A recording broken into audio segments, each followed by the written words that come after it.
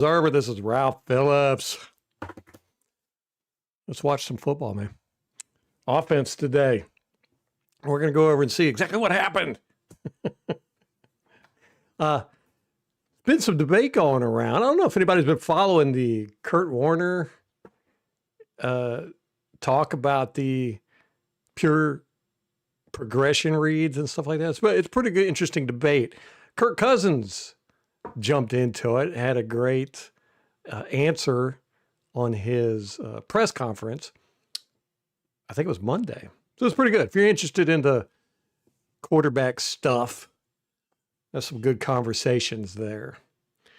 We're going to talk about some progression and stuff. So some things I have a problem with this offense, but I'm going to say this outright. You know, anybody that's been watching this all year, every week I like Grizzard more and more. And I'm going to say that again this week. I just like what he's doing. I think he's got a good mind. I think he's, I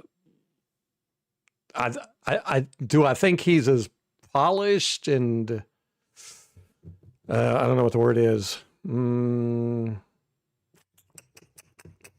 Maybe aggressive as Liam Cohen was? No. But I do think he's got a lot of gifts. So we're going to look into some of that too. It's Thursday night. We got a football game tonight. Starting week 16. Here we go. This is a big week for us, man. This is a big week for us. We've got to, we need to win this week. There's no doubt about that, man. Winning against the Panthers this week is kind of important. We got to win the next two. If we win the next two, we're in no matter what. Or not the next two, but two of the next three, we're in no matter what. If the Panthers win or lose against the Seahawks, which is next week, then I'm pretty sure we just have to win one. So anyhow, this week is important. We are going to the Panthers to play the Panthers. Gonna look at some football. I'm gonna do like I did last time with the defense, where I show you kind of a combination of things or plays to prove a point. Last time I talked about how the penalties just absolutely killed us. The uncalled penalties. Like I said, they had a bunch of penalties called on them, but they had just as many penalties not called on them. And it really hurt us. A lot of holding, face masking, pass interference, stuff like that. Just not called.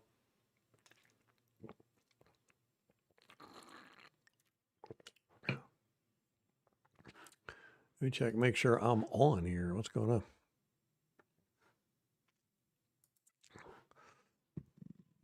Okay. I see. I'm live. One of these days, I'm going to check and see exactly when it comes on. I'm going to hold up a thing with numbers so I can see exactly. Because you press the button that say go live, and you're like, am I live? I don't think it's exactly when you press the button. I think there's a little bit of a delay. Anyhow, we'll wait for some people to get in here. Do want to cover some stuff. Rondé Barber was on Pewter Report, and it was a good conversation. He talked about the Buccaneers and what he thinks they need to do, what they can do, what's wrong with them, all that good stuff. It was a good conversation. What I found interesting about it, or one of the things I found interesting about it, was he said that Raheem Morris called him after the game and said, Mike Evans is an alien. He said, we were dumb. We thought we could cover him one-on-one. So they went man coverage on him, and we saw how that turned out. He said they'll never do that again. Of course, my first thought was, yeah, you're never going to have the chance to do that again because you're not going to be the coach there any longer, but we'll see how that turns out. What's up, Rashad? You are here early today, man. How's mom's doing? Everything all right? I was thinking about going to this game in Charlotte. I live a few hours away. I might go. I might go. Don't know. Still debating. Oh, and also don't let me forget to show y'all Zion McCollum's injury on the All 22. I know I talked about it the other day, and I think they said it was a hip injury, and he's on injured reserve now. And looking at it on film, you could see he's hurt, but I couldn't see where he got hurt. I had no idea. And when they said it was a hip injury, I was like, it could have been anything because I didn't see anything where I went, oh, I thought maybe it was his wrist or his hand or something, the way he kind of held it, but apparently. Oh, I knew, yeah, Pat, because children, if I go, I'm going to have to go by myself, and my wife is going to be very mad at me for leaving me with the children, leaving her with the children. We got a newborn, so that's why this year has been very hectic as far as me live streaming and putting out content and keeping up with the score predictions and everything. Just new baby. That's my excuse for everything this year. New baby. New baby. You took the day off just to watch today? Oh, man, I better put on a good show. I better show some good stuff, right? Wow. Yeah, the new baby stuff, man. That's, I'd want to take my oldest daughter. She's 10. She likes to watch the games with me. She came downstairs wearing a Redskins jersey yesterday or the day before. My stepfather is a Redskins fan, and he got her one. And she came downstairs wearing it, and we got into it. Just funny. She was like, they're my second favorite team. I was like, you can't wear that in this house. But anyhow, she's never been to a game, and I want to take her to a game, but I want to take her to the Buccaneers Stadium. It's a totally different experience going to being surrounded by 40,000 fans that are like-minded and going to a stadium where there's 40,000 fans that don't really like you. I've been to both, been through both, and I can tell you, big difference. And I just don't really I'd rather my daughter get the good experience. But I guess going to any game is better than not going to any game, right? What's up, Rampage? How you doing, brother? Rampage is ready to clean house. He wants them all gone. That's quite a popular sentiment. A lot of people, a lot of arguments between. I think most people are kind of the acceptance, if nothing else, that Todd Bowles should go. Jason Light, however, I think the fan base is kind of split on him. So I think it's going to be very interesting in the offseason to see what happens. I really think Todd Bowles is not going to, unless he pulls up, he's got to win 2 playoff games. Or no, he's got to win at least one. That's minimum. That's minimal. You got to get us to the playoffs. You got to win one. That's a minimum in order for him to have any chance to keep his job. I think. This is my humble opinion. Jason Light, I think he's got a little bit more leeway, but it all depends on what the Glazers think's going to be best. If they get a coach, a lot of people are saying John Gruden. If they get John Gruden's going to want his own GM. He's going to want to bring his own GM. I mean, I don't think they're going to get John Gruden. Not yet, anyhow. But, that's dependent on the coach they get and the route they want to take. Jason might find himself to be the odd man out. It's kind of tough, though, because, he's done a lot of good for this organization.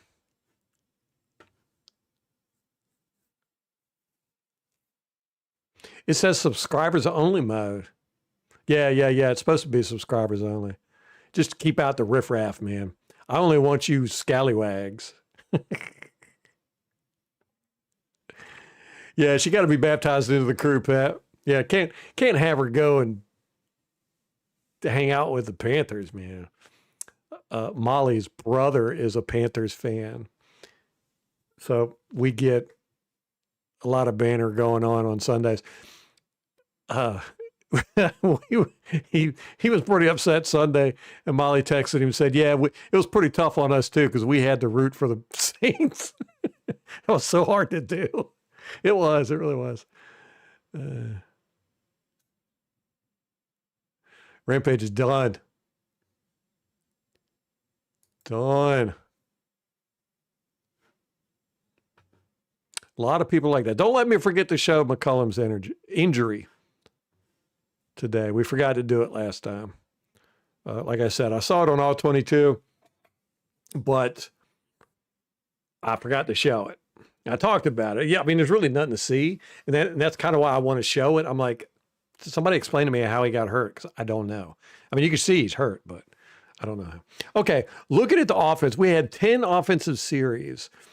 Surprisingly, they blitzed us about as much as we blitzed them.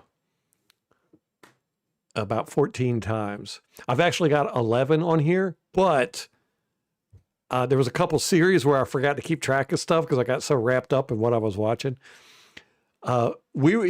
Mayfield was pressured quite a few times. Had the ball batted down a number of times.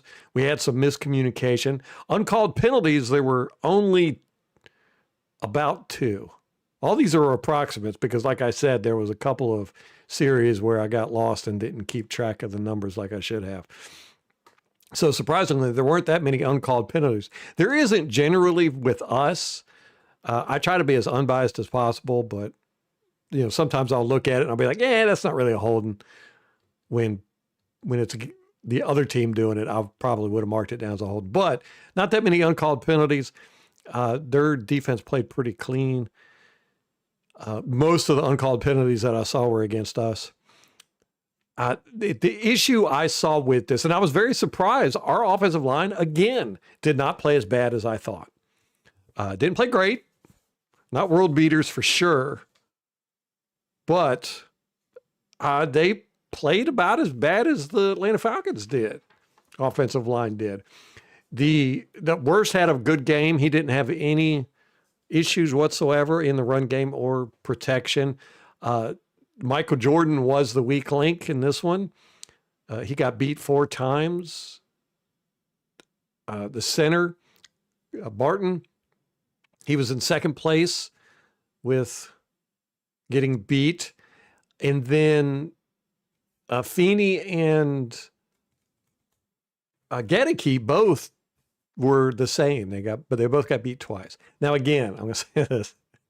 I didn't keep stats. I didn't mark anything down for a couple series right in the middle of the game because I was really wrapped up in some stuff I was looking at. So those are approximates. But they weren't really as bad as I thought. And this was up against a lot of blitzing. They got blitzed a lot. Like I said, it was like 14 times. And I think how many passes did we have? They had 44 passes, and we blitzed 14 times. We had 34. So they blitzed like half the time. That's a lot. Yeah, they were blitzing like crazy. But there was a method to their madness. We'll get to that in a second. Like I was saying, with Grizzard, I like his offense. Every week I watch it and I go, I like this. I like what he's doing, Some of the execution's not there. Some of the play calls are but a lot of them I really like. Most of them I really like. The issue I do have with his offense is there's just no pressure valves. And I don't know if it's him, the plays, or if it's Mayfield just not calling hots or anything, I think I figured out his hot signal, and I don't think he does it enough. If what I think is his hot signal, then he's not doing it near as much as he should, especially in this game. He didn't.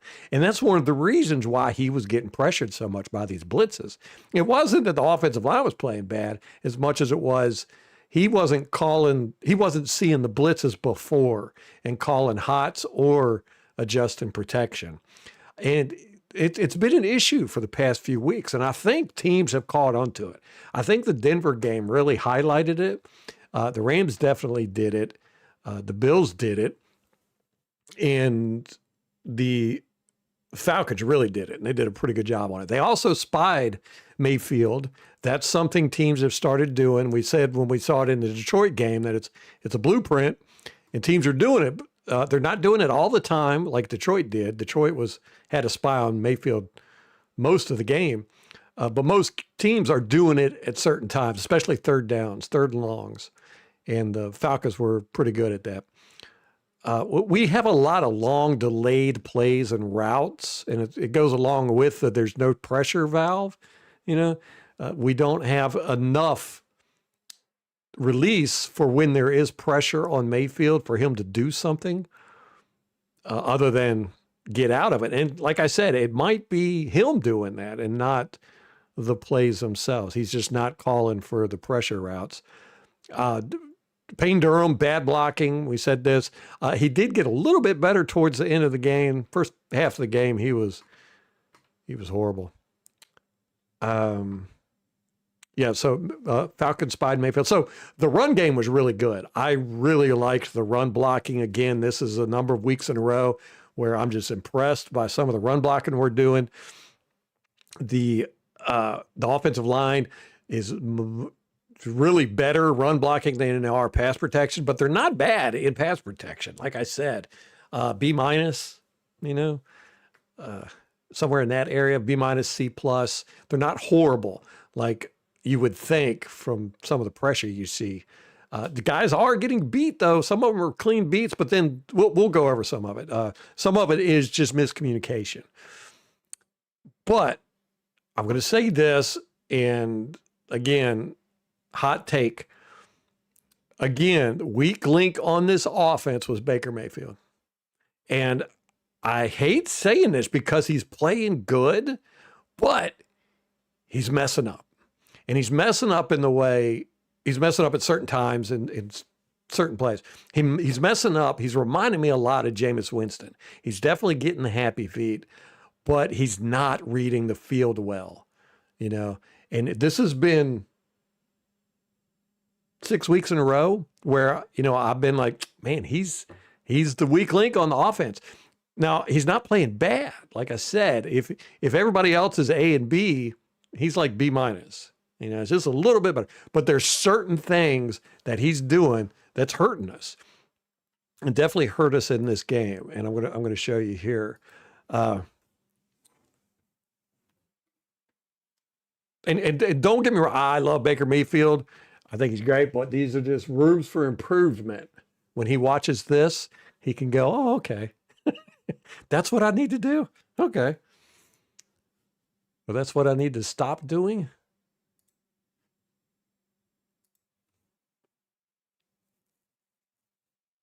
Liam had so much better, a lot more shorter routes and quicker. We got that ball out quick with Mayfield most of the time. Liam has these long, drawn out plays that usually take, 2-3 seconds to unfold. So the line has to hold, and Baker has to go through his progressions. And a lot of times he'll stick with somebody, kind of just same way Jameis Winston used to do. He'll have Igbuka, or in this game, it was Mike Evans a lot, where he would just stare him down after the snap and be like, that's where I'm going to throw it no matter what. And it had hurt us. It hurt in this game. So we'll look here at some of these. Now, some of these you're going to get arguments as to, well, he was being pressured or whatever. And I've got the counter argument for that. But I think Baker he's a very fast player. He's a fast twitch guy. And for him to drop back and stand in the pocket and wait for plays to develop is very difficult. It's very difficult. I think his brain moves so fast, and he's just twitchy. He's got to do something. He's almost like, was it autistic? And I think they need to, I think it's something that Grizz needs to think about changing with his system. Let me see. Let me look at my notes here. This has a penalty. This is a penalty on 24 for defensive holding, but the play itself,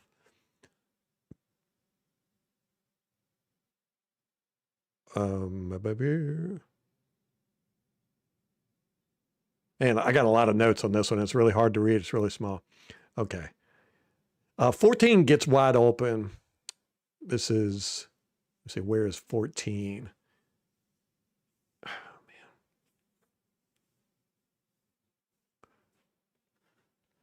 14, of course, being Godwin.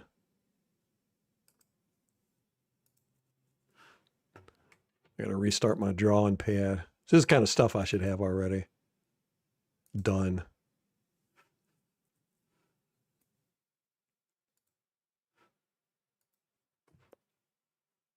There we go.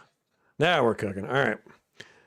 14 here, maybe? I don't know. Okay. Not sure if that's 14 or not.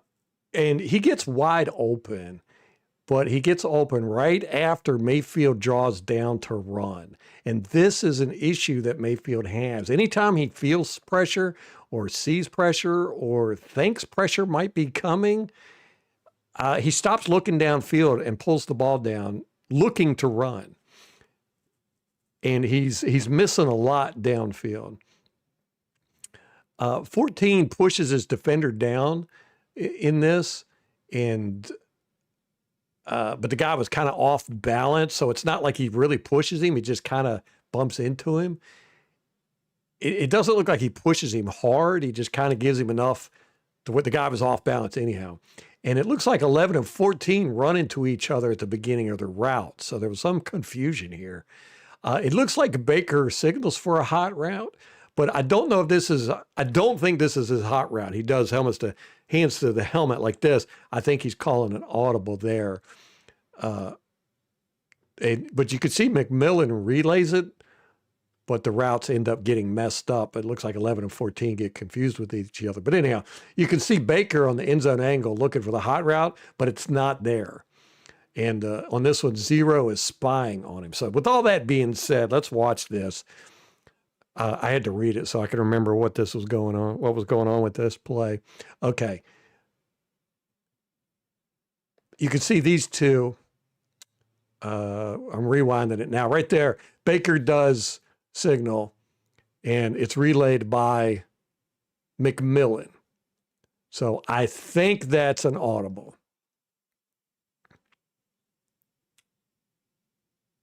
I think he's adjusting their routes. So anyhow, boom, these two run into each other. So I think somebody got messed up with their routes there.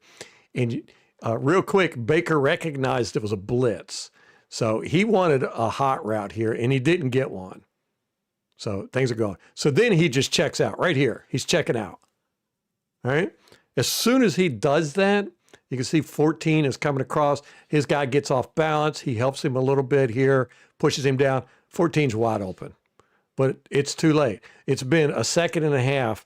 Baker has dropped back into his set, and immediately, 1, 2, 3, right there, boom, he runs out of it. Puts the ball down, runs out of it. And you can see 14's wide open. So he didn't let the routes fully adjust. And he wasn't getting pressured here. As you can see, when he drops down, there's nobody pressuring him. As a matter of fact, everybody's kind of getting blocked up. So he drops too early. And you can see he's the only one looking.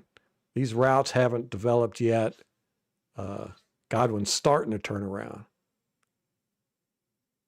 So you can see he drops out of his stance, brings the ball down right when routes are starting to open up.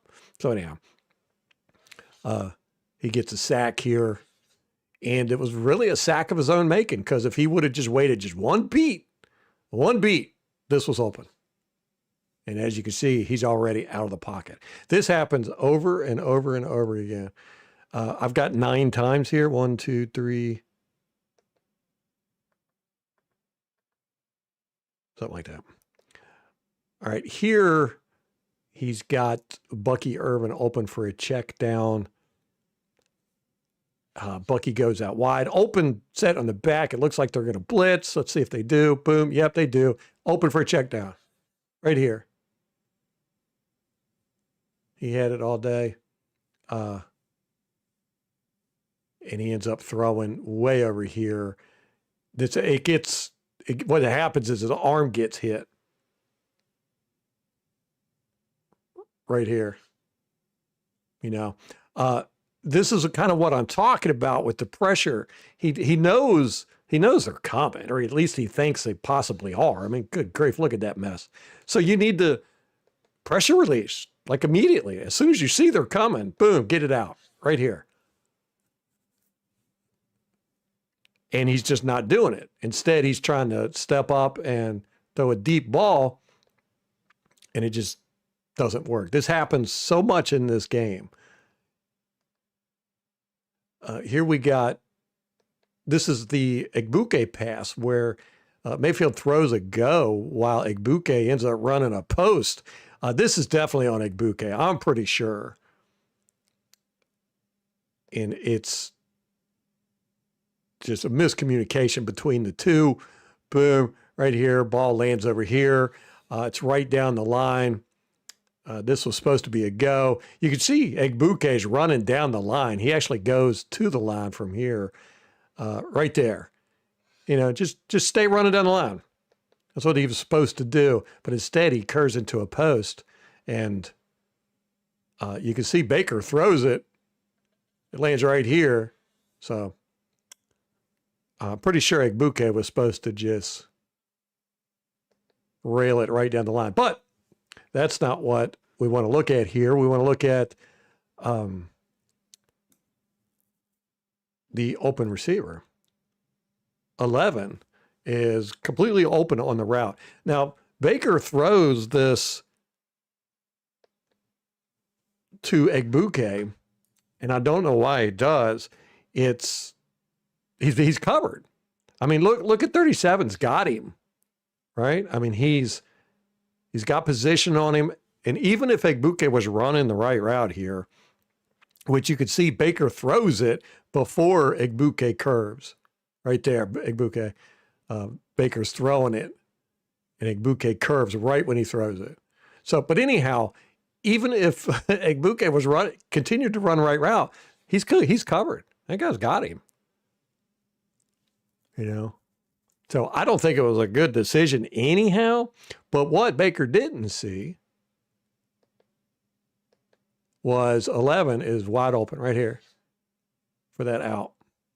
Great. I mean, this guy out of position. Look at this. It just goes and goes and goes. He could have got that. And this isn't even a third down. I think this is a first down. Yeah, it's a first down. You can see the one up there. So, it's no big deal. If nothing else, check it down. So, miscommunication there between those two. He missed seeing 11 open over there. But it was a very nice play call. Just bad execution. I mean, this was a great zone beater. You got guys open like all over the place beating this zone. It's just Baker just kind of picked the one that wouldn't have been open no matter what.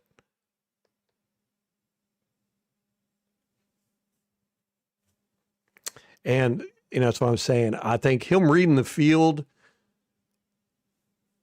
it's just he's having a tough time with it here lately, especially with all the pressure he's getting. Okay, here's another one. This is 11 gets open again. There's a penalty on 65 Feeney here for ineligible man downfield. But Baker scrambles here for no reason. You see they blitz again.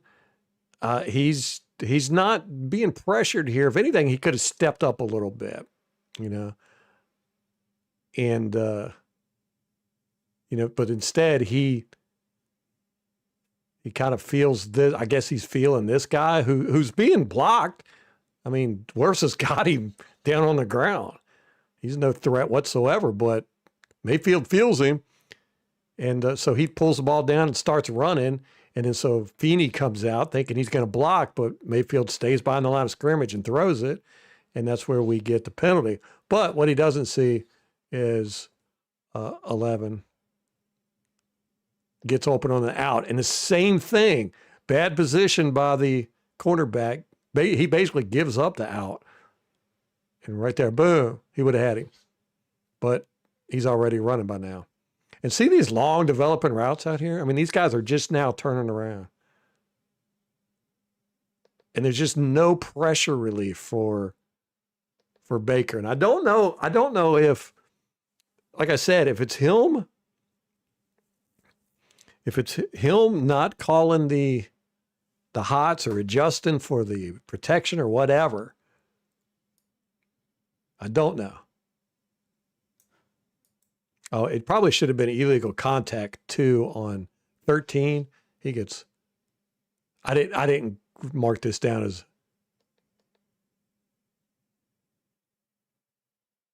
right here, right there. He grabs Mike right here. And then Mike turns around and starts to run too, and he pulls him right here. So that should have been illegal contact. And you can see Mike looking at the ref going, what up, man? I didn't mark that one down, though. Don't know why.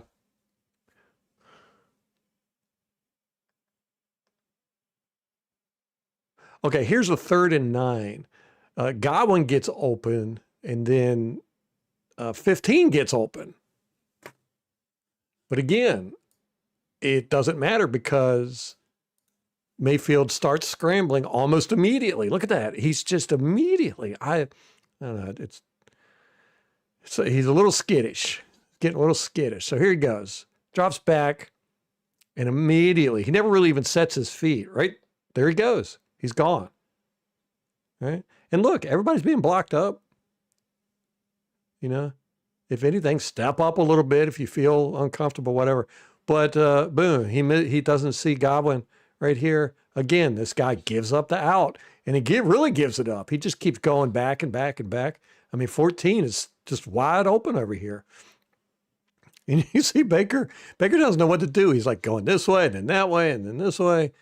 And the pocket's still there. Look at this. The pocket is still there. Nobody has come through or nothing. So anyhow, he's running back, runs back here, going. But anyhow, look at 15. You can't see him because he's in the paint.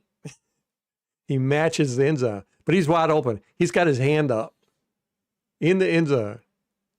He's like waiting for the mail. Just deliver me something. Baker with the stiff arm. Bam. But yeah, 55 is spying him here. If you watch, this is, like I said, 3rd and 9. So they got a spy. See? Okay. He's just spying Baker the whole time. He's spying, and then comes in, makes a tackle. That's what teams are doing now, shutting Baker down with his scrambles on 3rd down. So he missed 2 guys open there by scrambling unnecessarily and then not looking down the field. Just not reading down. All right, here's 1st down.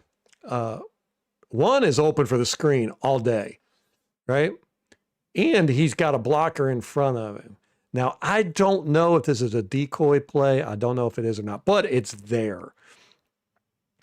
I don't think it's a decoy because 82 goes to block here and then gets off the block and goes out there. Now, that to me, I think this was the designed play.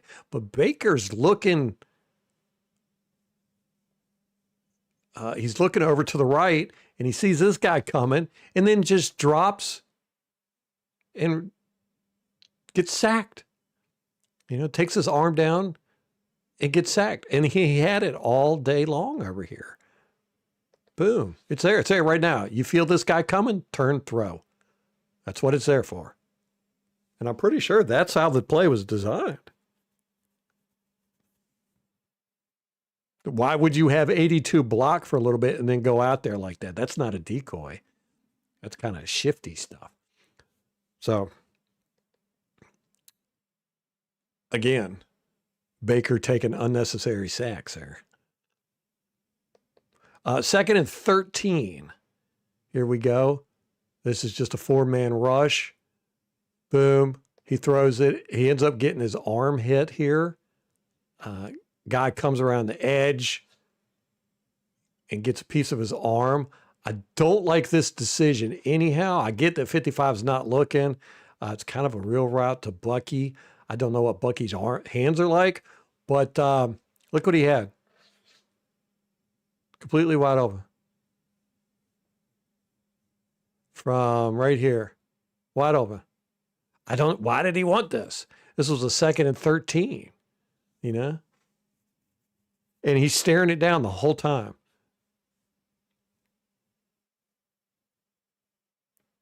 You know, I mean, 55's got great coverage on it. And look at that. 55 turns around right at the end. Yeah, that would have been probably would have been an interception if the ball would have been thrown right. 55, great. Great job, 55. I didn't notice that before.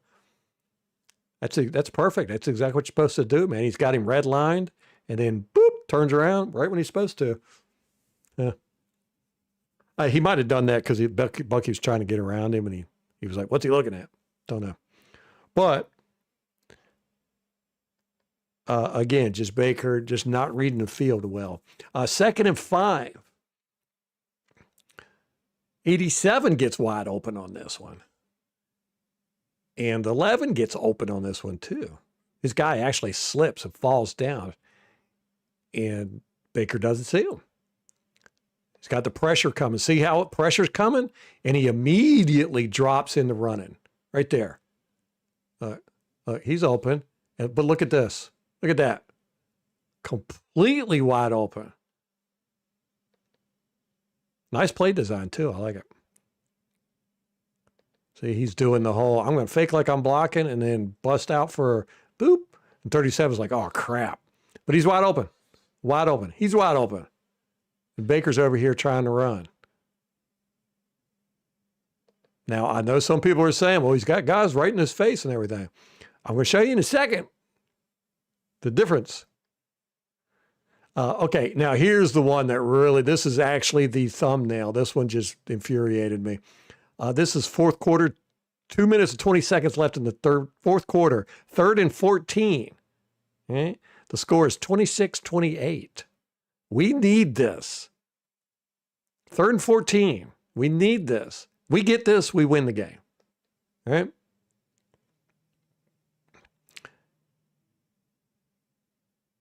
I think the play before this, Egbuke had, and you can see again, immediately, Baker, he never even drops back. I mean, he puts his 1 foot back and then immediately drops his arm right there. See it? See it drop?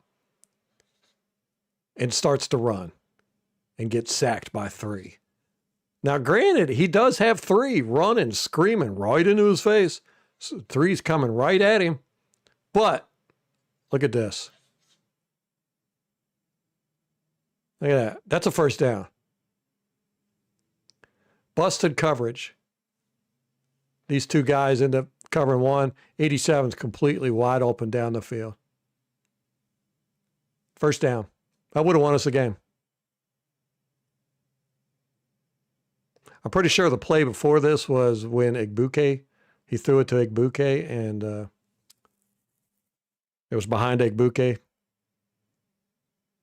So, you know, the argument could be, well, he's got a guy coming right at him, right? He's blazing right in his face. What is he supposed to do? Right? I'll show you what he's supposed to do. I'll show you exactly what he's supposed to do. We have the perfect, it's almost like it was made. It's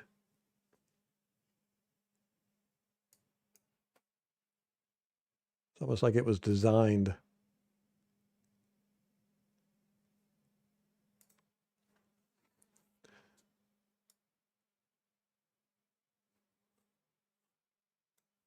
Okay.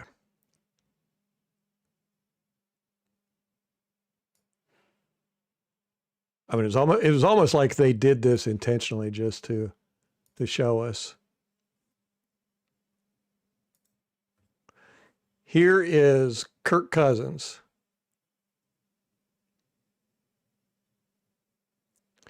He drops back, play action. He's got a guy coming right in his face. I mean, this guy ain't hiding. This guy is coming right. That's a big dude. 3's a small guy. This is 0. He's a big dude. What does Kurt do? Stands there. He's got a guy grabbing him. He's got a guy coming up in his face. What does he do? He halfway throws it. This is that play I talked about yesterday. I was like, I don't even know how he got this off. He just flicks his wrist. Boop. To a tight end, wide open in the middle of the field. Same distance and everything. And he goes for like 40 yards. We've got the proof right there. It can be done. That's what you do when you got a guy blazing in your face and another guy. Why? You got to look at the field. You can't just immediately, whenever you feel pressure, just drop the ball and turn into a runner. And I think the problem is he had incredible success with that for the first, 4 or 5 weeks. Then he got hurt and he stopped doing it. And everybody complained about, well, he wasn't rushing anymore. That's why we were losing. And now I think he feels like he's got to do it, but he doesn't. Stand in the pocket and throw the ball if there's an open guy. Look and see if there's an open guy. He's not even doing that part. Do that first. And then if you think you need to run, do that. But as you can tell, that was 9 times. And that really hurt us. It really hurt us. And like I said, that the fourth quarter one, if 87 would have got that ball, they were out of timeouts. That would have taken us to the 2-minute warning, and we could have kneeled on it. That would have been game. Okay. So that's my conclusion. Now, I'm not saying Baker Mayfield cost us the game. Everybody had a part in all this, just like with the defense. And Todd Bowles is right. It was just a little bit from everybody. He's been saying that for a couple of weeks, and I kind of agree with him. It's, a few missed tackles here, some busted coverages here, guys out of position here, not reading the field here, unnecessary scrambles there, a block gets missed here. There's no one thing you can look at and say, that's the reason why we're losing. Now, I would say that our secondary scheme is quite dreadful, but if I had to say there was one thing, it would be our secondary scheme. But it wasn't in this game. Anyhow, all right, here we go. Let's go through the offense. Tom forgot I was on. Come on, dude. Let's zip through this offense. You just missed my whole presentation about Baker Mayfield. Man, I'm crushed. All right. Here we go. Let's zip through this offense real quick so we can try to get out of here before the game starts tonight. All right. Beautiful run blocking. I tell you, our run blocking is really nice. I like it. Just everybody, just man on man, doing what they're supposed to do. This is a really nice job by 60 here on second level. Barton gets out here on second level. He kind of gets pushed, but he's helping. Just really good stuff. Everybody doing what they're supposed to do. Look at this. Look at this hole. Good grief. Bucky doesn't get touched until he's, 13 yards downfield? And he had quite a bit of that in this game. And I thought Grids did a really good job with sticking to the run. He is very good at that, I feel like. Okay, this one here, 87 misses the block on 11. 62 gets beat by 98. This is the first offensive series, by the way. He gets beat by 98. So let's watch 87 miss this block on 11. Almost exactly like we saw. He just goes right around him. 87 kind of grabs him there. Probably should have been called holding. And then you got, who's that, 62 gets beat by 98. Okunmora, whatever his name is. He's just getting pushed straight back, and Baker is having to move out of the way. And then he takes the check down. Smart move. I wish he would have done that a lot more. But 87 doesn't cut block there. This is the start of the game. He doesn't cut block.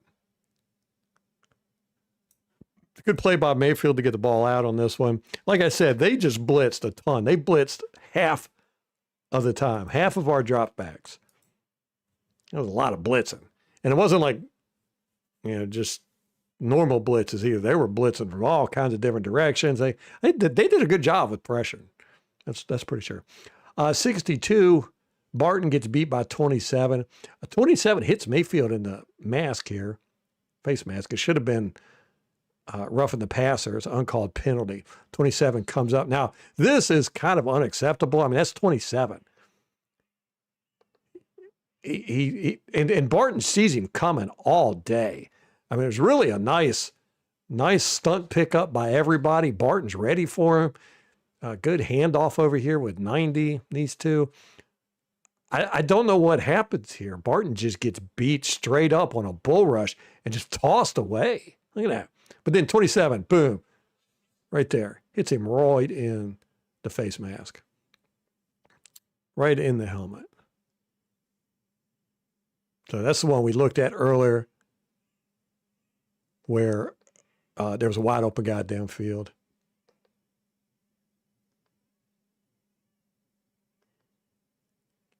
Or no, he wasn't wide open. I don't know. We covered it earlier. 60 falls down on this one. It looks like his arm gets held by 93 or caught into it. In here. Here's 93. Right there. I don't know what happened. We still pick up some pretty decent yardage, but you can tell he's going second level here, but his arm gets stuck. And I don't know if 93 is grabbing him, which that's quite common. Or not really grabbing him, but pinching his arm in there. But it looks like he can't get it out and he just falls down. Right here. And the guy he was going to block makes the tackle. So it looked quite painful, actually. Like I said, he was our weakest link on this, but he didn't play horrible.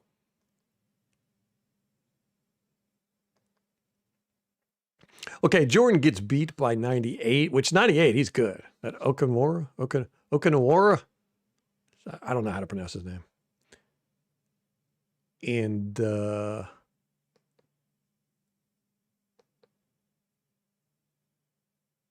White gets beat by 55, which this is a rarity. Look at that. He gets right by White there. White sees him coming all day long. Boom. And 55 just gets right by him, which that's rare. You know, White is elite pass protector, picking up blitzes and stuff. But 60 gets beat by 98 here. 98 is good.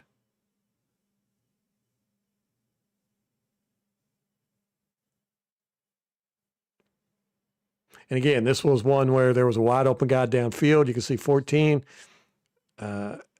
Baker just, he felt the pressure and dropped way too quick. Right there. He's looking to run right there. 14's open. Just to hang in there just for a heartbeat. We showed it can be done. And that's what you needed to do in this game. Would have made all the difference in the world. Okay. Yesterday, remember I pointed out uncalled penalty for the illegal formation for the Falcons that was uncalled. This is how it was supposed to look. This is how wide receivers, the last eligible man, or you got to have 7 on the line, right? So you got to have 7 guys on the line of scrimmage, and this guy, see how he's on the line of scrimmage? With the Falcons, I'm going to show you. The reason why I pointed that one out is because you could see it. They did it quite often in this game, and it wasn't called. I didn't understand why. But, well, it's because this ref crew sucked is why. But here, you can see he's off the line of scrimmage. Here's the ball. He's a yard. I can't draw a straight line for nothing. He's off the line of scrimmage.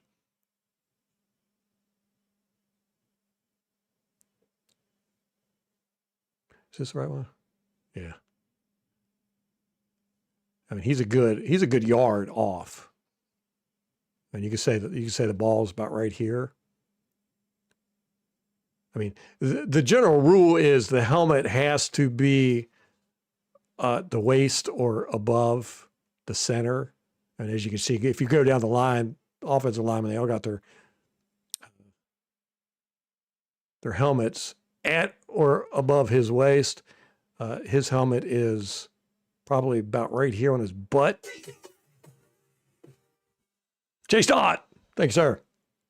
So, they did that a lot in this game, and it wasn't called, and it kind of aggravated me. But you could see it in the different formation. Look at where the receiver's at there, and then look at where our receiver's at there. Yeah. Helmet is about right there. Big difference. So anyhow, because it was down the line like that, you can see it. Thought I'd just point that out. These refs sucked. They were horrible. Who do we have? We got Alex, ref crew coming up. Alex.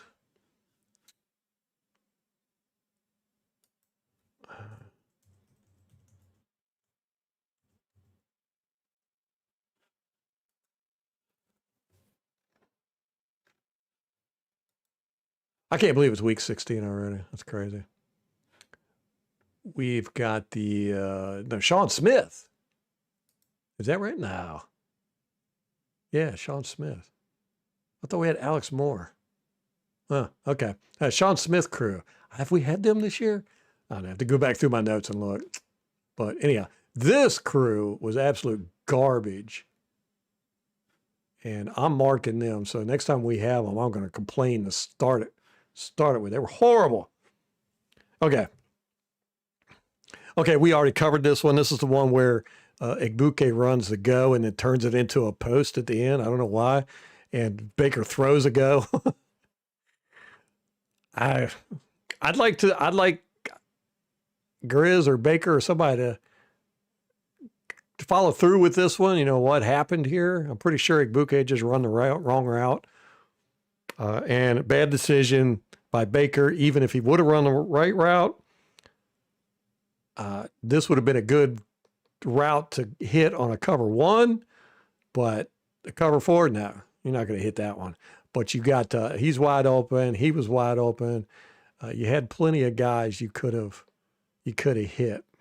It's not like this was a third down and we needed it. This was early in the game. Don't know why Baker, it wasn't a good decision. He was covered anyhow. So, all right. On this one, Baker should have dumped this one to White quickly instead of unnecessary scrambling. Here's another instance. He starts scrambling at 3 seconds. So that's a long time to sit back there. Let's look at this. The pressure was really getting to him in this game. 2, 3, right there. And there, yeah, then he starts scrambling. He should have taken this a lot sooner. He saw it. I think he should have hit it right about here, kind of throw it out here, let White go out and get it and maybe try to get some yardage. But he saw it late. You could see he looks over there and right there, he's thinking about throwing it. And then he decides, nah, I'm going to run it. And then right there, he decides he's not going to do that. And then it's just a mess. It's just a mess. He had it. I don't know what he was doing. He was not very, I don't know if they were expecting the pressure they got in this game. Like I said, the Falcons blitzed 50% of the time almost. Let me see. We already went over that one. I think. Let me see. No, this is a different. Okay. Me and Craig were talking about this one the other day. Right here. I don't think they're supposed to be like this. They're both running the same route. And I don't think that's what they were supposed to do. From Grizzard, from what I know, I think this was supposed to be a corner. It looks like Godwin was supposed to run a corner there, but instead he runs the same. They both run these little short ends. I don't think that's how it's supposed to be drawn out. Don't know. Does Baker... No, he doesn't call an audible there or anything, so there really shouldn't have been any confusion.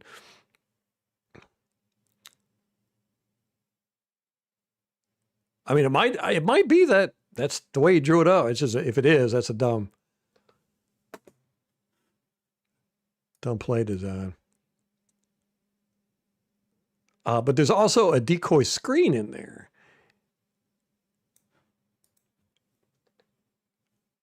Right here. And it does a good job of pulling these guys down. That's why I think the corner route, it's 14 was supposed to be the corner there. That would have done a number of things. It would have pulled the safety over or not, depending. And that would have either freed this guy up or freed that guy. It would have stressed the safety out. Anyhow, this turns out to be a great pass by Baker. It looks like it's behind. I mean, it is behind 11 here. But that's great. I mean, that's exactly where it was supposed to be. Because if it would have been out front and it would have got tipped, or if he would have caught it right here, this guy would have clobbered him and probably knocked the ball loose. But because he threw it behind him, he kind of had to turn and he was protected. I think it might have been an accident. I don't know, but I think Baker saw this guy coming and he was like, yeah, I'm not going to chance it. So I'm going to chalk that one up as a good pass by Baker. And man, that should have been a touchdown. I mean, but it wasn't. I think the refs got the right call on that one. But all he had to do was just stretch out just a little bit right here. I needed that too for my fantasy team. Okay, we are still in the first quarter here. Let me see. Yeah, this is the end of the second series. 87, again, misses another block on 55. Here's 55. 87, we went over this one yesterday. This is the one where Vita comes in, goes C-gap. Feeney pulls, he goes C-gap too. Man, I really wish we could have seen this play out the way it was supposed to. But because 87 misses his block here, right there. Oh, gosh, it's so annoying. He just misses this block totally. 7, you can see 44 or 7. I think it's 44. He's supposed to go behind Feeney, who just pulled, and Vita. So that's what we got. That's over 1,000 pounds of man meat coming at you. 360, probably 300. That's 660. You got probably 300 here, 300 here. But then you add in, he's probably 200, right? So 660. That's almost 1,000 pounds lined up, coming right at you. But because 87 doesn't get anything on 55, he's able to come the corner, and you can see the running back has to curve a little bit here, and he can't quite get in behind these two. He does get the touchdown now. And Vita moves 0 right out of the way. He crushes 0. 0 is not a small guy either. I think I looked it up. I think he's 245, and he comes in and hits Vita. Now, I was impressed with 0, but you can see he gets accordioned. His back's got to be hurting. And then Vita just pushes him out of the way here with his forearm. Great play design. I really like it. I wish 60 would have held up his block, and I wish 87 would have held his block. But yeah, we pull Feeney. He comes over. Really nice play design. I like it. I mean, you're going to get a half a yard there no matter what. Even with 2 missed blocks, really. Jordan can't hold his block here. 55 coming, and they both get a piece of 44, but behind these two, you're going to get 6 inches, man. Or a foot, or what is it, a foot and a half a yard? You're going to get that. Okay, here's another nice run blocking, man. I really love the way our run blocking is coming along, man. It's just pretty stuff. I mean, this is perfect. This is absolutely perfect, man. You got everybody with leverage in their spot.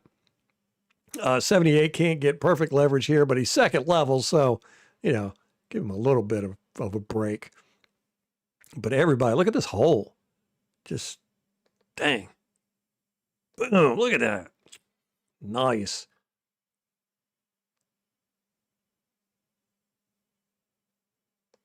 I'm liking it, man. Good blocking around. Nice little design too. 87 comes with a fake. He goes to fake block here, and he kicks out or kicks up.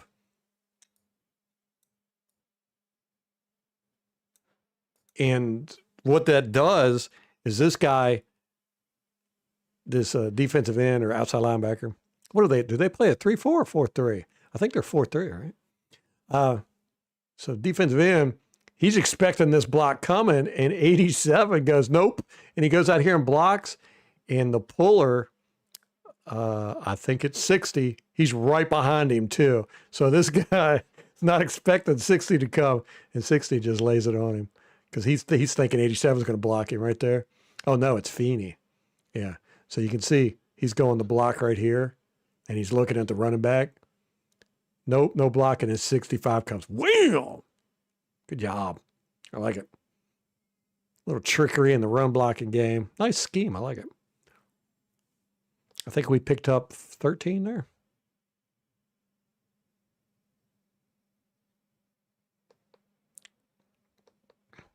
Okay, the previous play. This is the very next play. We're showing run again. All right? We got 7 blockers against 5 rushers.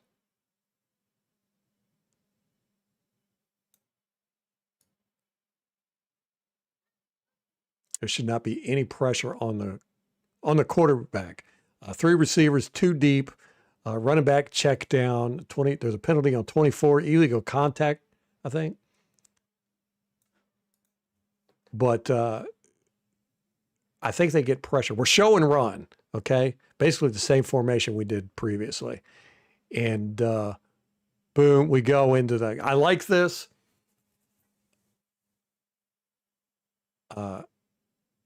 He does get, there shouldn't be any pressure. We had 7 blockers back there.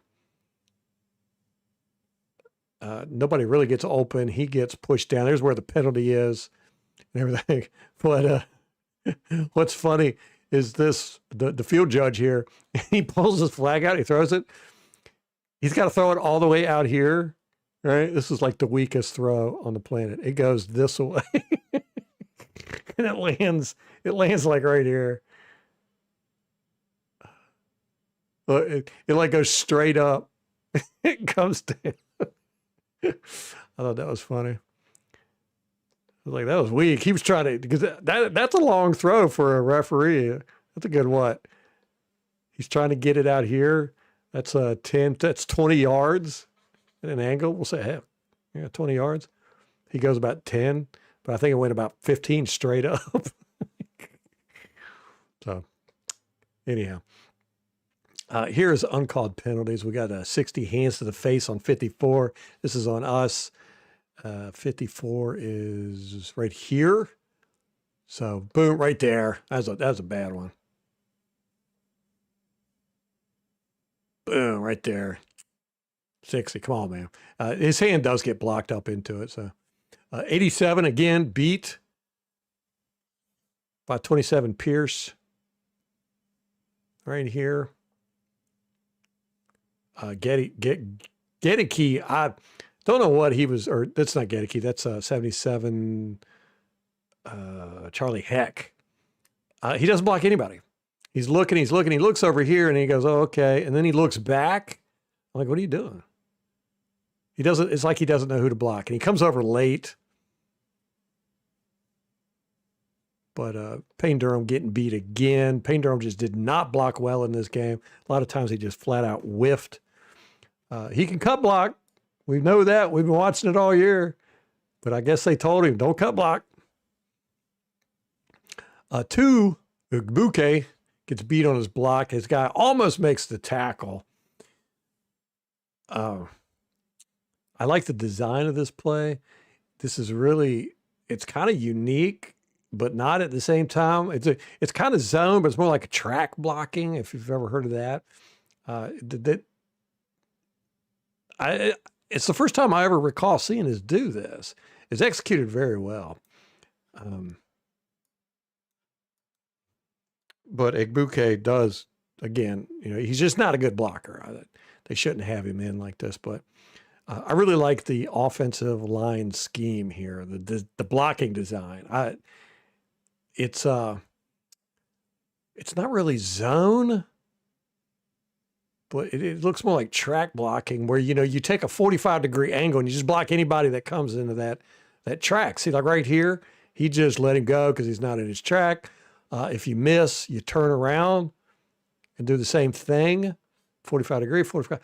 I just really like it. These two guys immediately go second level, but they're not targeting these guys.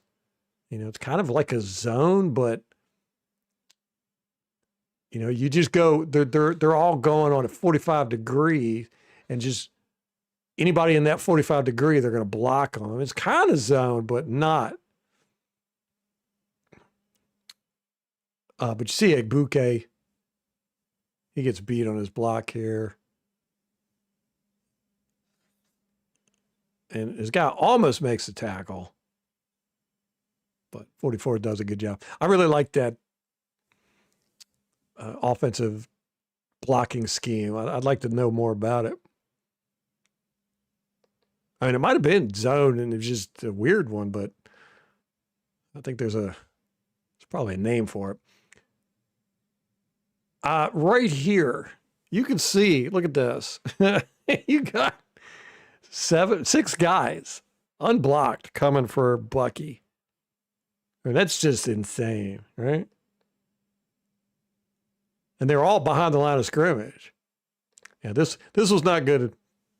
It's not good. It's really Bucky's fault, kind of, but I just found that an interesting image right there.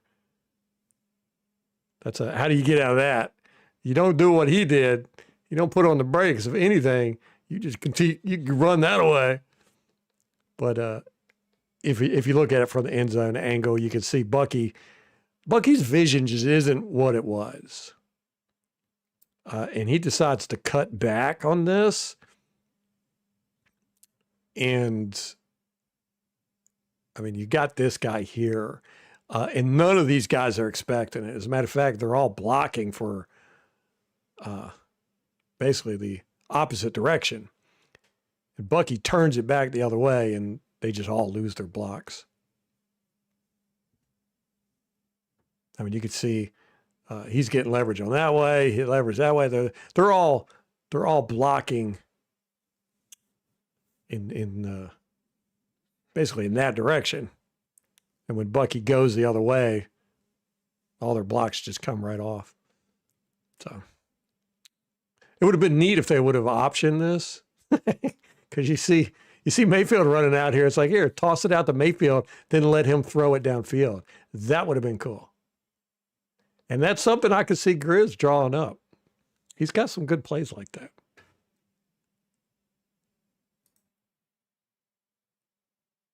Okay, we already looked at this one. This is an open man downfield.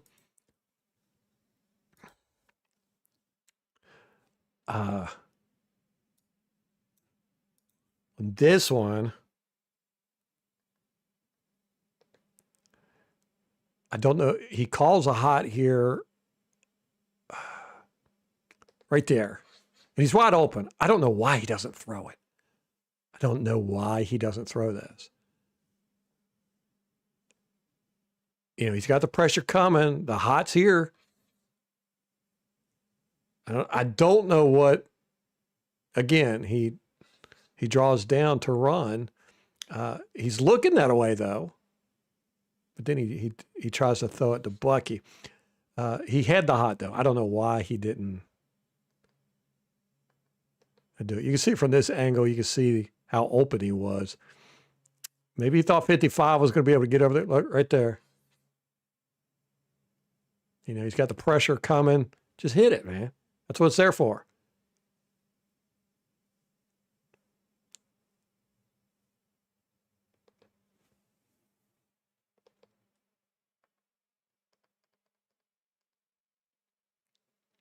Okay, here we go. 87 does a cut block. He finally said, screw this. I'm not good at blocking, so I'm going to go back to my try and true, and totally misses. I was like, are you serious? You've been missing blocks all game, so you decide, all right, I'm going to cut block, go back to my my weapon, and misses. Just completely whiffs. I think he got a little piece of thigh there with his helmet. Surprised he didn't get a concussion.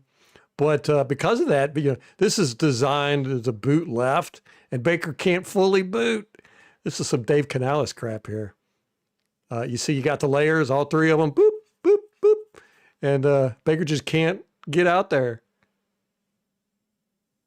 because Mr. 87 just can't block, man. I think I've got him down for like 5 missed blocks in this game. Okay, this is what we looked at. 3rd and 19, 3rd and 9, 14 is open, and 15 gets wide open. So we're not going to look at that one again. Trying to get done here so we can go watch this game. Who's playing tonight?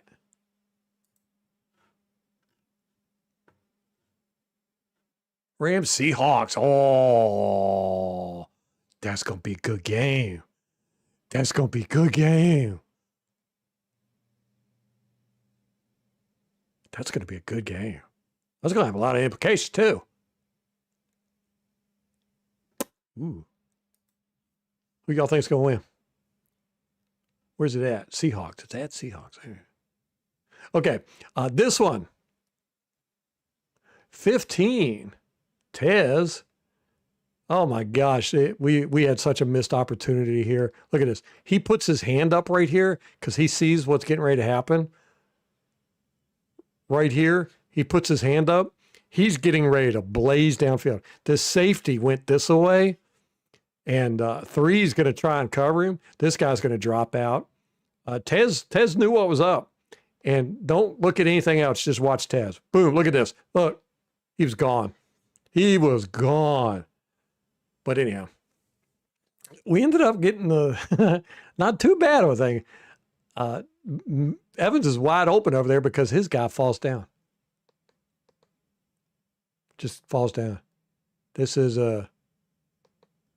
Raymond James Stadium turf monster got him. I don't know why Evans drops like this. I don't think he knows either. He gets up. You can see he's frustrated after the play. He's like, watch right here. He's like, dang it. Why'd I do that? I don't know.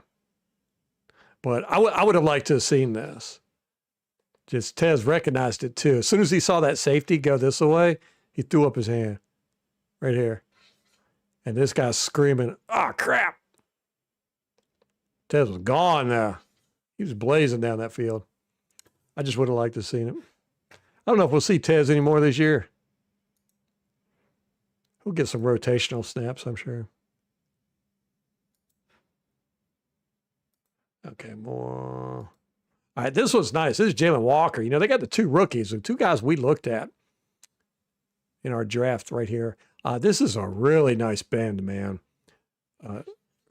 11. I mean, right there, he goes. 67 is not expecting this at all. He goes, boom, right here. It just bends. And it looks like he's trying to hook, but then he's like, I don't need it. And just look at that bend, man. I mean, he's at a 45-degree angle all the way around. How do you defend against that? I mean, I guess he could have if he was expecting it, but you could tell he was not expecting that.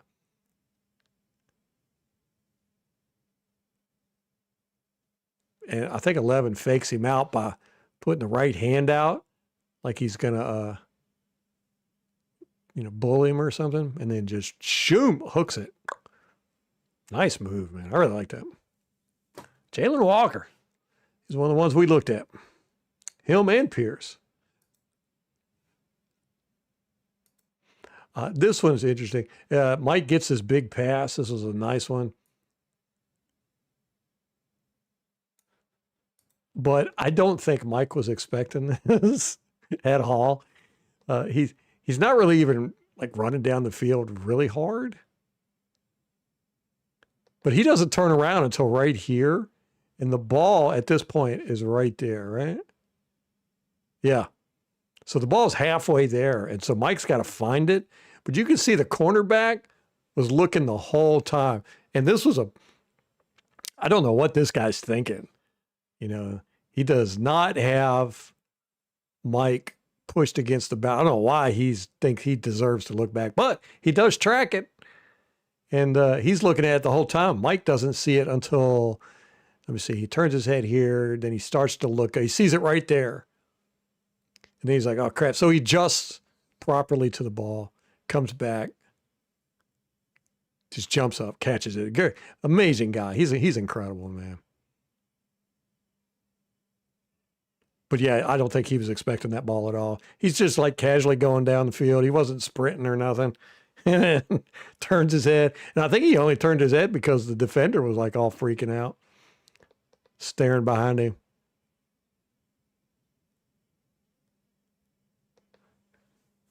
That's how you do it, man. That's how you track a ball right there.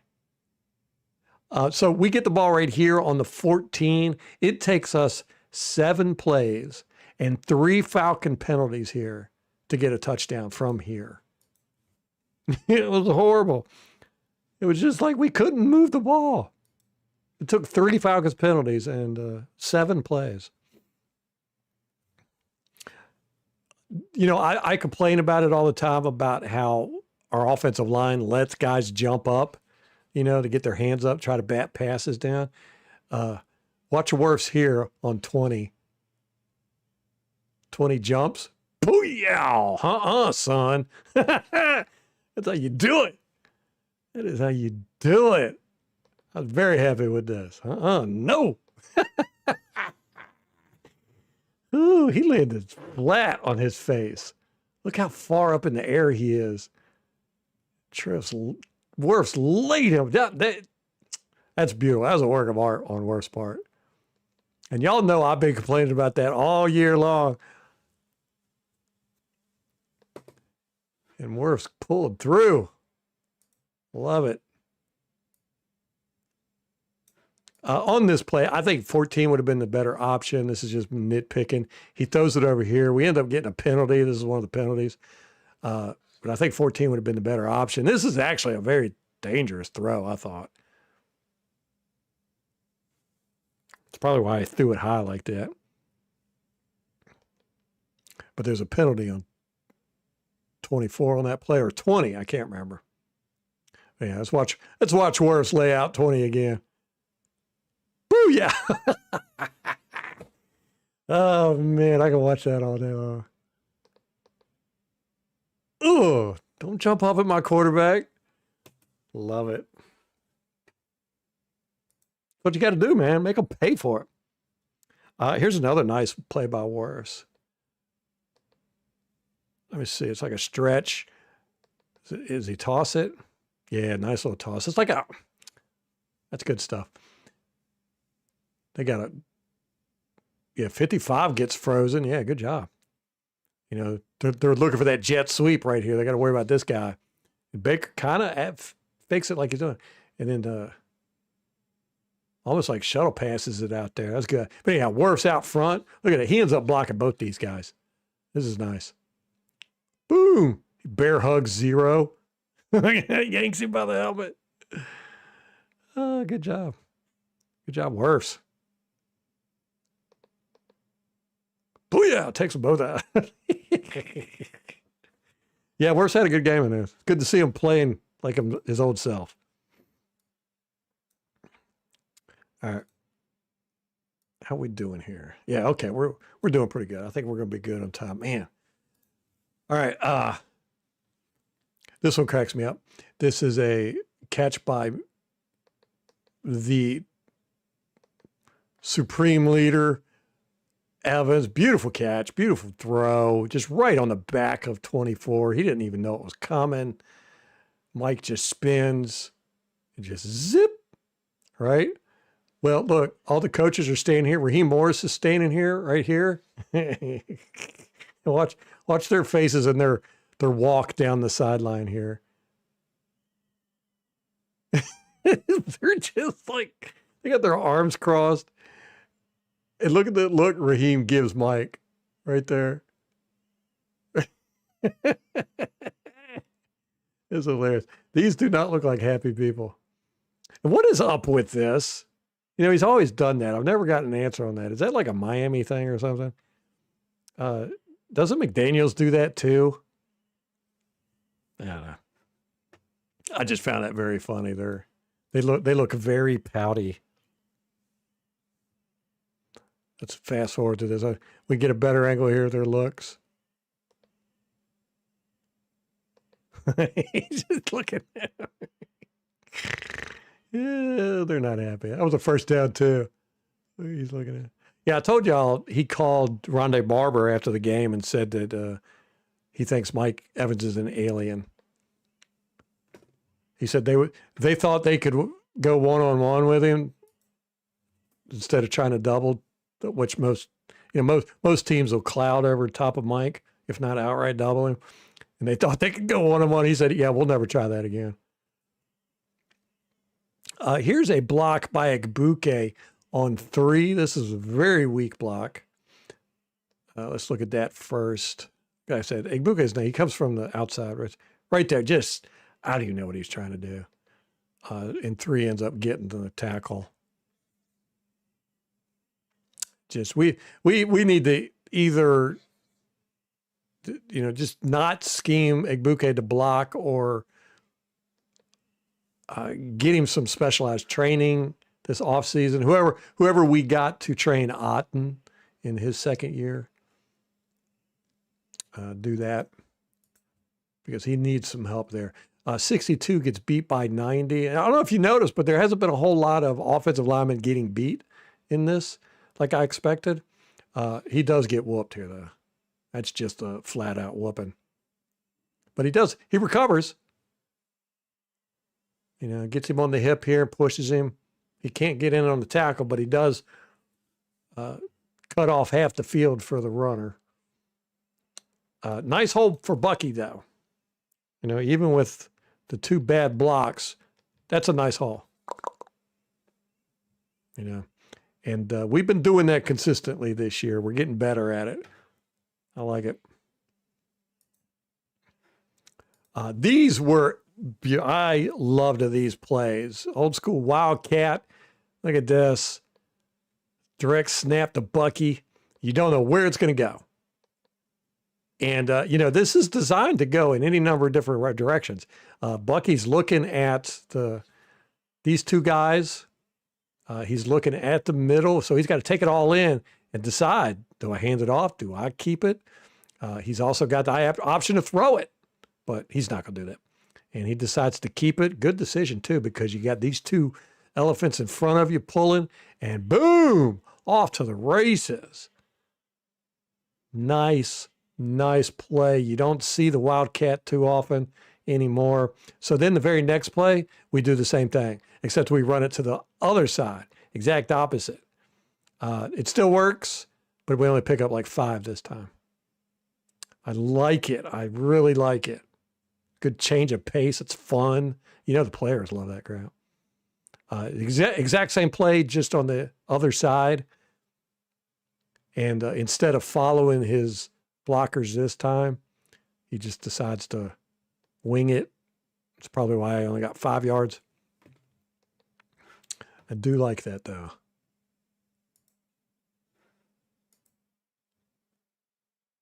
Okay. We already covered this one. We're getting ready to go in the fourth quarter here. 65 gets whooped by 54 here. Yeah, for the pressure. Boom, just a flat out whooping. That's just a butt whooping right there.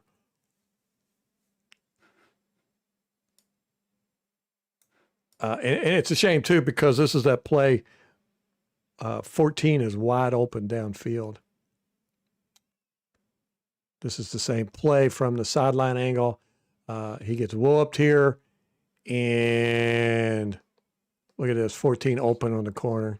Just shame too, but Baker can't throw that right here. Now, if he stopped and set his feet, he could, which I wish he would have. But then by right here, it's too late. I think he does throw it here, though. No. He throws it to Mike. Yeah. It's a first down, though. This is a first down play, so this is right after we got a fumble from them. but he had 14. And I think if he could have stayed in the pocket without 54 coming at him, he had 14 right there. That corner is open all day. All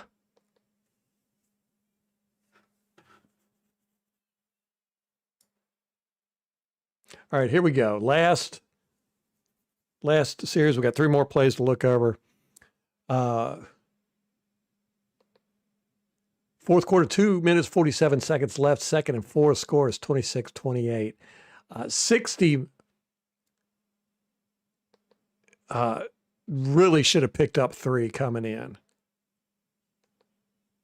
87 gets the outside guy, which, they're looking at it pre-snap. 87 and 60 is looking at 36 probably. I don't even think he sees 3 coming, but he should have got 3. And 3 ends up making a tackle. 3's pretty good. We talked about him week 1. Bates. Master Bates. 60 gets beat by 90 here, but interesting thing about it, this becomes a tackle for a loss. Right there, he gets beat, and right there. But I don't know whose fault this was. Miscommunication. You can see the way 60 goes out. He's not expecting this kind of block, and he doesn't even really try to block him. I think he's expecting 62 to pick him up because I'm not sure exactly what. I think Bucky is supposed to go here. I think it's a mid-zone run, and 60 just was expecting 62 to fill in, and 62 instead goes second level. Just the way 60 stepped out, his first step here, and the way he turns, I was like, yeah, okay. He was not expecting there to not be help. He was probably expecting a duo here. So I think it was a miscommunication between him and 62. He didn't really get beat there, but I marked him down as getting beat.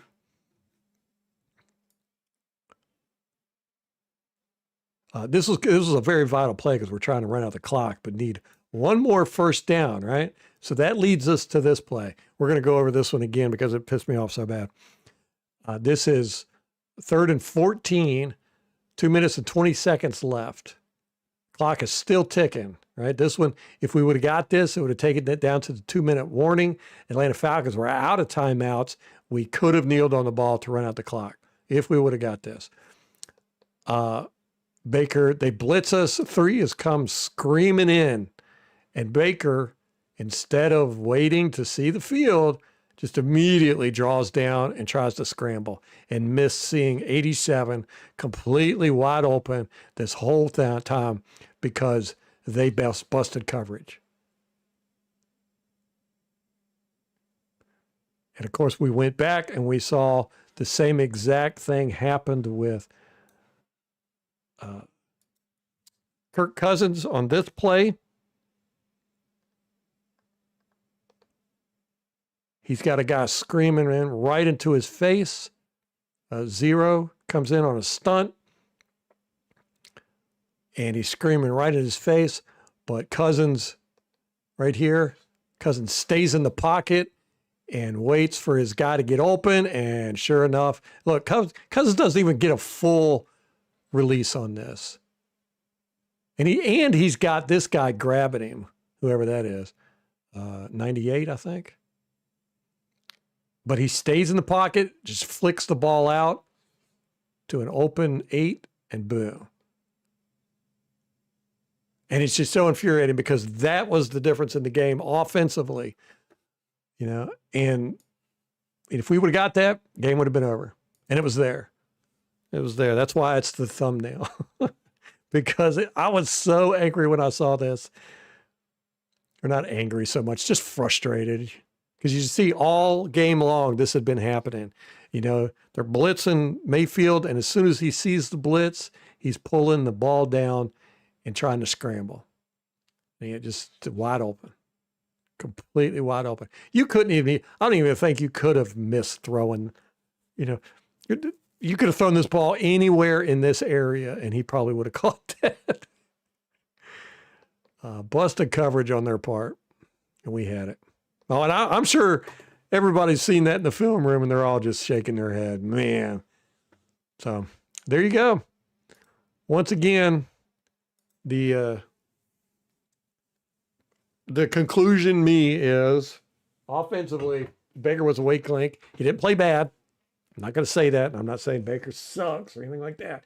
But if I had to say who was the main reason, who was the number one reason why, who played the worst, it would be Baker, just by a little bit.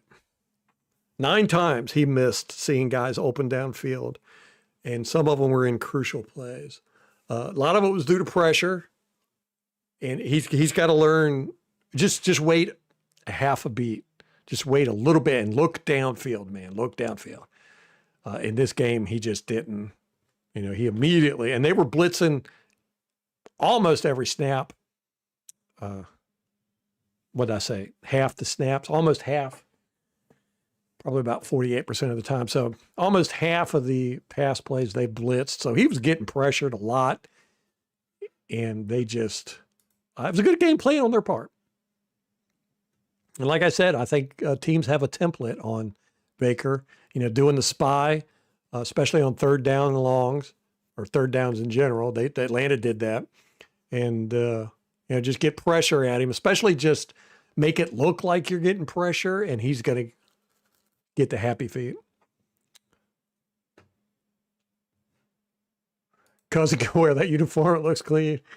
We actually did get some hits on him. I did not realize it. That one, Yaya grabbed him and threw him to the ground. I'm surprised that wasn't a penalty because he yanked. I mean, he threw Cousins down. You can see Cousins standing there, and all of a sudden he's just like, woo.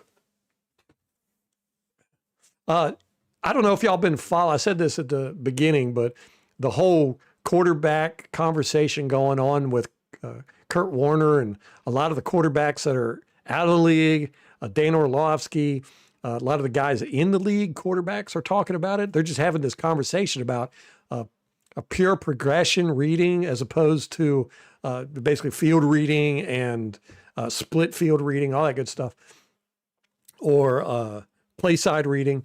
It's a really great conversation. If you're in the quarterback play, to get into that, just go read it. It's great stuff. Kurt Warner's been talking about it everywhere on his Twitter account, his YouTube channel, and all that good stuff. But Kirk Cousins was asked about it on his press conference. I think it was Monday.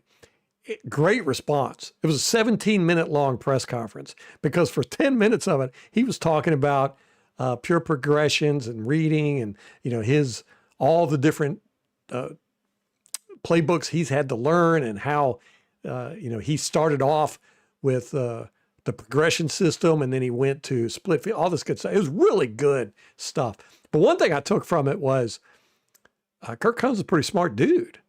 I did not realize how smart he was. And he's definitely going to have a job in the media or coaching after he retires. He's got a really good football IQ. I didn't realize how good his football IQ was. But if you get a chance and you're interested in that stuff, man, go watch that press conference and then go look at Kurt Warner's football school what's it called? He's got a YouTube channel where he breaks stuff down. This has been going on for over a week. Just great conversations. So if you're into it, check it out.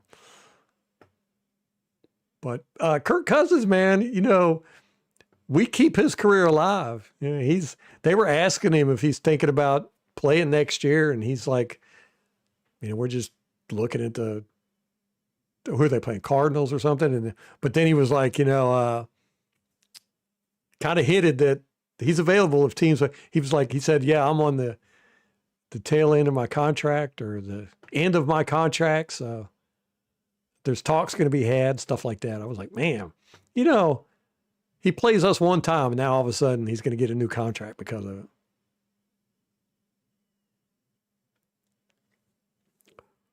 Tom Telesco.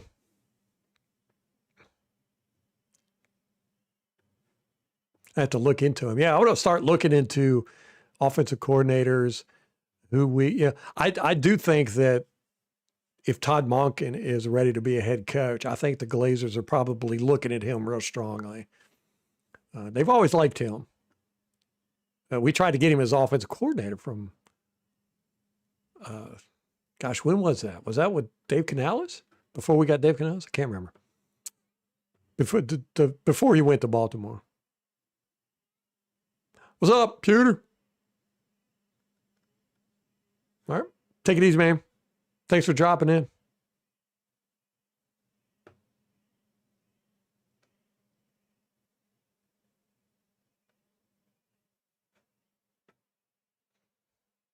Oh, we got a conversation about a lot of people wanting him gone. And kind of tired of him.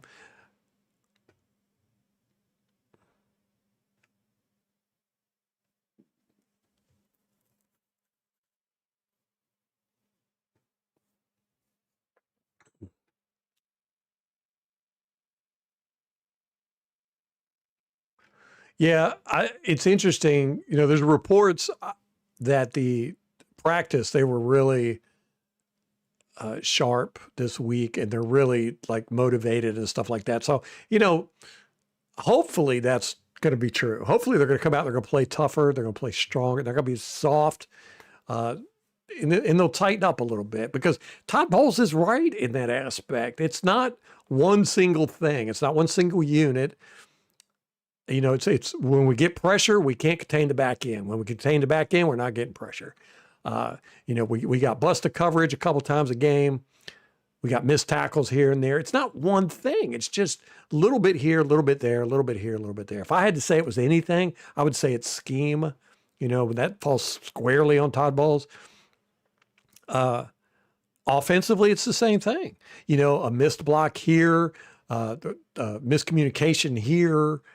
It's not like we got guys who are running bad routes all game long. It's not like our offensive line is, just getting beat left and right every snap, or even half the snaps. Or, our offensive line played just as good as their offensive line did, according to my stats. And it's just you get beat here, you miss a block there, miscommunication here, a bad read by the quarterback here, bad throw by the quarterback there. It's just these little things all over the place, and that goes straight to coaching. It's really Todd has got to shore this stuff up, and hopefully the guys got the message. We'll see. I'm still of the opinion that Todd has got to win 2 playoff games and to keep his job this year. But no, he's got to win 1 playoff game. He's got to win. That's minimum. He's got to make the playoffs, and he's got to win 1. That's the only way he's going to keep his job. The Glazers are really, they've always been very good about feeling out the fan base and the national media and all that good stuff. And if people start getting grumpy, if the whole fan base turns, they'll fire people. And, they did it with Lovey. They did it with Shiano. They did it with Gruden. They did it. They do it with everybody. As soon as the fan base turns, it's all of a sudden, we'll see you. The same thing happened with Cutter. Fan base gets, everybody was just like, yeah, we're tired of this dude. So they moved on. And I felt the whole fan base just kind of went, we're done with this crap. So Todd Bowles is going to have to redeem himself, and the only way I can see him doing it is to win at least 1 playoff game. He might have to do more than that, and it can't be a squeak by. It's got to be a pretty dominant showing. I don't know. That's my thought. As far as Jason Light, I think that's very dependent on who they got in mind for head coach.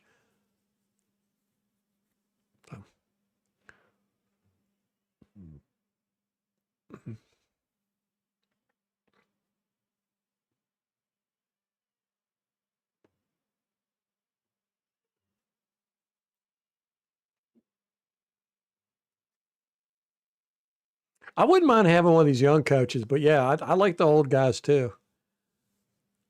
I don't really care. Well, age doesn't matter to me as long as you come in here and you give us something that's going to excite the fan base and get us winning.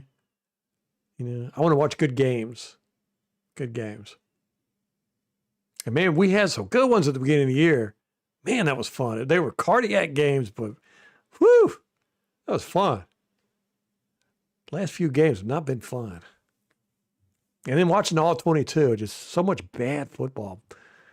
This wasn't bad football, though. I didn't see on tape the bad stuff I've seen the past 5 weeks. So. I actually thought this was one of our better games on tape. It's crazy how you see something on broadcast and then you watch the full game on all 22. You go, that is not what I expected at all. Yeah, they always wait till the end of the season, man.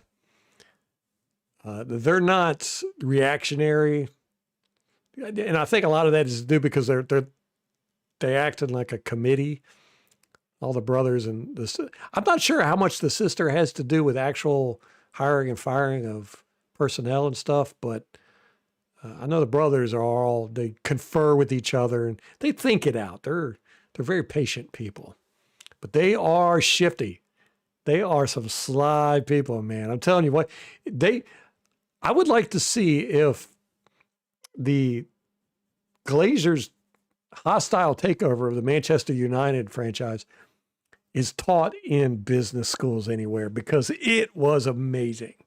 It was amazing. They're good. They're good business people. And you never know what's coming with them. It's always interesting to me.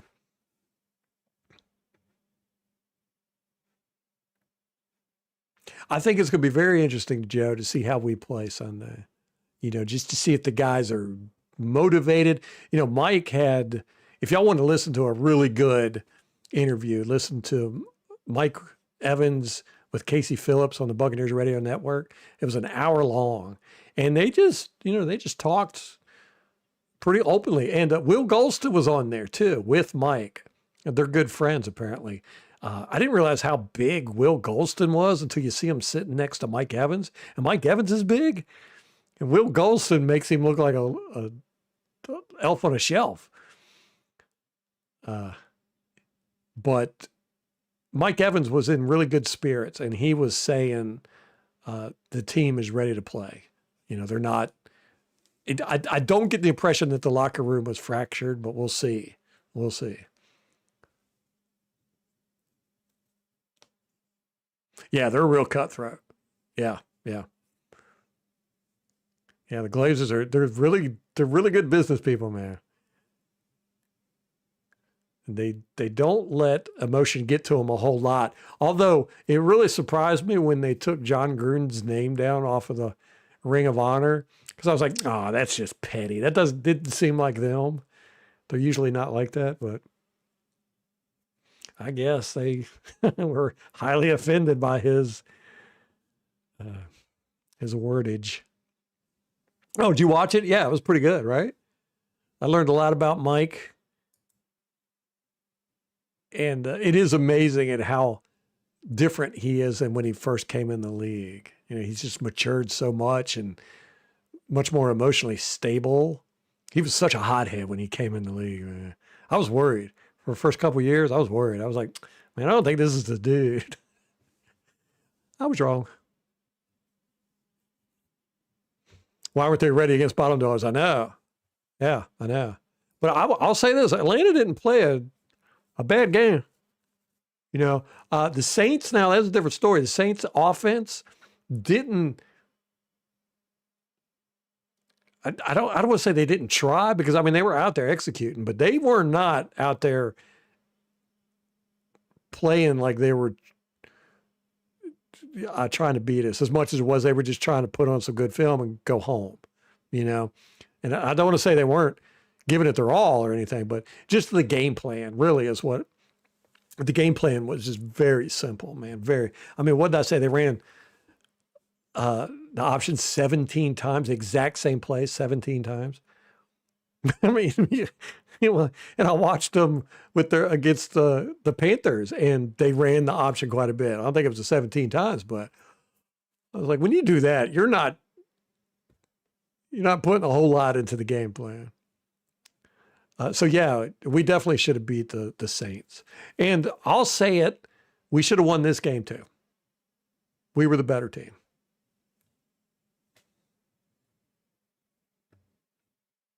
But they did put up a good fight. They did not play bad. Gruden called out their persuasions in the bedroom. Oh, man. All right, let's go watch this game. Oh, man, it's already on. It's a good game. It's going to be a good game. All right, I got food, dinner ready. If you want to make a score prediction, go ahead and leave it in the chat or leave it as a comment or text me or whatever. I'm going to try to get a thing out Sunday on YouTube to, a comment or whatever it's called, so that you can put your score predictions down there. I know I haven't been keeping up with this stuff, but I do have everybody's score predictions saved. So hopefully this week I'll be able to go through it all and hand out winners for the past couple of weeks. But anyhow, I got to get off here. Guys, I appreciate it. I hope you enjoyed it.